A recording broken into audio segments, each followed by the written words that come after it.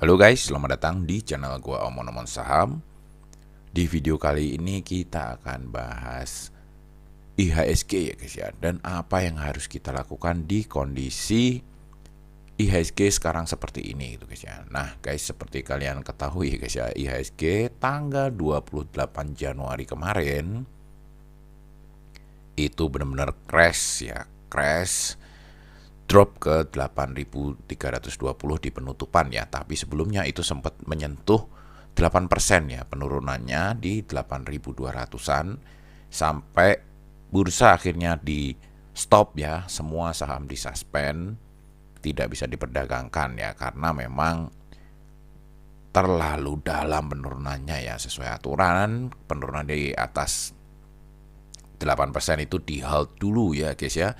Hal ini sebenarnya pernah terjadi ya guys ya. Hal seperti ini buat kalian yang udah lama di saham, kalian pasti tidak akan kaget ya. Tapi kalau buat kalian yang masih baru, pemula pasti kaget banget ya. Kalian pasti kebingungan ya. Di video sebelumnya sebenarnya gue udah infoin ya guys ya. Market itu mulai menurun karena ada isu MSCI ya. Nah yang bikin kemarin itu crash dalam banget ya, itu adalah karena MSCI itu sudah mengumumkan ya guys ya. Jadi sebelumnya itu baru isu-isu. Nah kemarin itu tanggal 28 Januari itu bener-bener eksekusinya gitu guys ya, bahwa MSCI itu membekukan gitu loh guys ya, rebalancing gitu guys, karena memang mereka itu khawatir gitu loh dengan data free float ya, karena selama ini guys MSCI itu mencium sesuatu yang tidak menyenangkan ya. Di saham-saham Konglo itu free floatnya memang kecil-kecil ya guys ya rata-rata.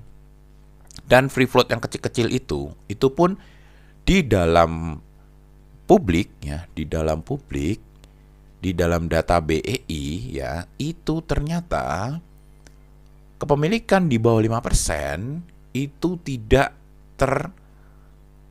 terdeteksi gitu guys ya, tidak disebutkan gitu guys ya. Pemilik di bawah 5% itu tidak terdata sebagai insider ya, beda dengan data KSEI. Nah, MSCI itu meminta transparansi guys. Mereka nggak mau ya, orang-orang MSCI ini bukan orang-orang on ya, bukan orang-orang dungu. Mereka itu pinter sekali ya. Mereka itu bisa tahu bahwa saham-saham di Indonesia ini, saham-saham Konglo ini banyak yang ini gitu guys ya, banyak yang free floatnya ini tidak transparan gitu loh guys ya. Free float yang tidak transparan itu menyebabkan ya saham ini gampang banget untuk diangkat harganya gitu loh guys ya. Makanya sebenarnya memang saham-saham Konglo ini guys, bukan berarti gua ngelarang kalian masuk saham Konglo ya. Justru gua ini juga pemain saham Konglo gitu guys ya, karena memang saham-saham Konglo itu bisa ngerubah nasib ya. Dalam waktu 6 bulan 1 tahun ya, tahun kemarin itu gua bisa untung sampai 350% ya. Itu di saham-saham ya model-model Konglo gitu guys ya. Jadi memang saham-saham Konglo itu sebenarnya menarik guys ya, tapi ya memang di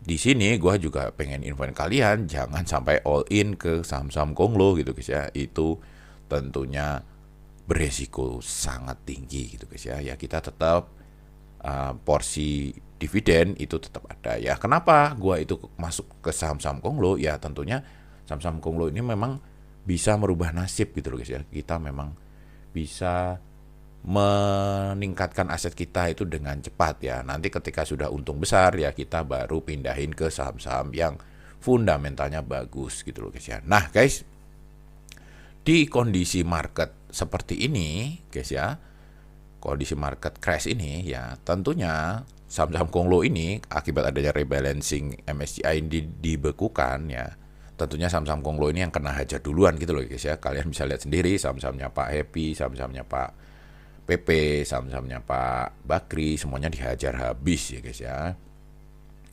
Nah guys, apakah saham-saham seperti itu sudah wassalam? Ya tentunya tidak ya guys ya. Mereka tentunya tetap berbenah ya. Mereka sedang berusaha ya, berkoordinasi. Bursa Efek juga ya itu sekarang sedang menyusun data-data yang diminta ya. Bahkan instruksi dari pemerintah juga meminta BEI untuk menyediakan data yang diminta oleh MSCI ya. Ya memang fair sih guys ya. Bukan MSCI ini semena-mena dan arogan, tidak ya, tapi memang fair. Dia mau transparansi guys. Dia mau melihat gitu loh guys ya, benar-benar gitu loh guys ya, bahwa saham-saham yang naik-naik itu adalah benar-benar karena mekanisme pasar, bukan karena ini gitu guys, bukan karena digoreng gitu loh guys ya. Karena memang data yang ada selama ini, free float yang tidak kelihatan ya, kepemilikan di bawah 5% itu tidak dimunculkan datanya, itu menyebabkan ya pengendali itu mudah sekali masuk ke free float gitu guys ya, masuk ke data free float. Padahal yang masuk ke data-data free float ini adalah pengendali gitu loh guys ya. Jadi menyamar di balik masyarakat gitu loh guys ya. Ya keterbukaan itu ketika nanti sudah dipenuhi tentunya saham-saham konglo tentunya akan bisa pulih lagi gitu guys. Tapi untuk kondisi sekarang guys, memang saham-saham konglo, saham-saham yang masih ini gitu guys ya, sektor-sektor yang baru katanya ya, katanya nanti mau ada akuisisi jumbo ya, katanya mau ada ini ya, katanya mau ada kapal-kapalan itu bakalan bagus dan segala macam itu. Sementara itu memang akan volatil ya, naik turun, arahnya belum jelas ya pasti, karena masih banyak orang tuh trauma gitu loh guys ya.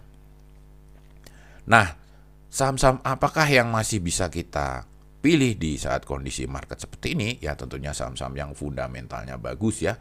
Saham-saham yang membagikan dividen itu adalah salah satu contoh saham-saham yang fundamentalnya bagus ya guys ya. Terbukti mereka itu bisa menghasilkan cash flow, mereka bisa menghasilkan dividen ya.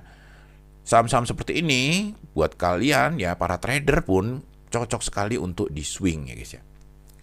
Nah guys, kalau kalian ya pengen dapat data-data saham-saham yang mau membagikan dividen ya, kalian bisa gabung ya guys ya di channel Belajar Intens ya guys ya. Di situ kita akan update gitu guys ya saham-saham, dan kalian bisa mendapatkan data Excel-nya daftar saham-saham yang mau bagi dividen gitu loh guys ya. Jadi biar kalian itu di kondisi market yang seperti ini kalian masih bisa cuan gitu loh guys ya. Ya oke guys, mungkin kayak gitu dulu teman-teman kali ini. Sampai jumpa lagi di video-video selanjutnya. Wassalam.